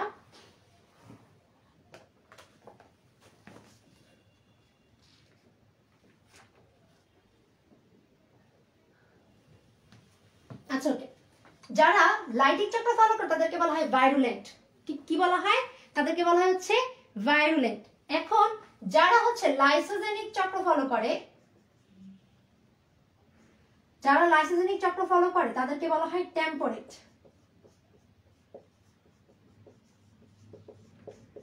এদেরকে বলা হয় ভায়োলেন্ট, এদেরকে বলা হয় টেম্পোরেন্ট। এটা কিন্তু অনেক সময় আমরা এমসিকিউ দেখি, কারণ এই নামগুলো আমরা মনোযোগ দিয়ে পড়ি না। এটা খুব ভালো করে স্টার মার্ক দিয়ে রাখি। লাইটিক চক্রের আরেক নাম ভাইরুলেন্ট চক্র, আর যারা এই চক্রের মাধ্যমে সংখ্যা বৃদ্ধি করে তাদেরকে বলা হয় ভাইরুলেন্ট ফাজ, আর যারা হচ্ছে লাইসোজেনিক চক্রের মাধ্যমে করে তাদেরকে বলা হয় টেম্পোরেট। ওকে, তো আজকের ক্লাসের টপিকটা ছিল মূলত লাইটিক চক্র এবং লাইসোজেনিক চক্র। কি ছিল? লাইটিক চক্র এবং লাইসোজেনিক চক্র। তো আজকের ক্লাসে যারা যারা করেছো তোমরা আমাকে একটু কমেন্টের মধ্যে জানাও যে এরপর এই টপিকটা কঠিন মনে হবে কিনা, বা এই টপিকটা সুন্দর করে গুছিয়ে নিজের ভাষায় মুখস্থ না করে লেখা যাবে কিনা, আমাকে একটু কমেন্টের মধ্যে জানাও। এখানে একটা গুরুত্বপূর্ণ কথা বলে রাখি, এই যে সে এত বড় একটা প্রক্রিয়া গঠন করছে, এই প্রক্রিয়াটা করতে কত সময় লাগবে তোমাদের বইয়ের মধ্যে নেই। আমি লক্ষ্য করলাম তোমাদের বইয়ের মধ্যে নেই, লাল কালি দিয়ে লিখে নাও যে লাইটিক চক্র সম্পূর্ণ করতে বা সংখ্যা বৃদ্ধি যেভাবেই করুক না কেন, লাইসোজেনিক চক্রের মাধ্যমে করুক অথবা লাইটিক চক্রের মাধ্যমে করুক, সময় লাগে 12 থেকে 20 মিনিট।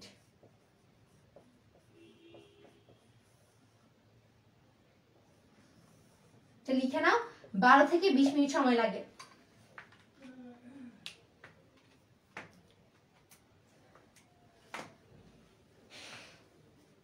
বুঝতে পেরেছো কিনা কমেন্ট একটু জানাও আমাকে।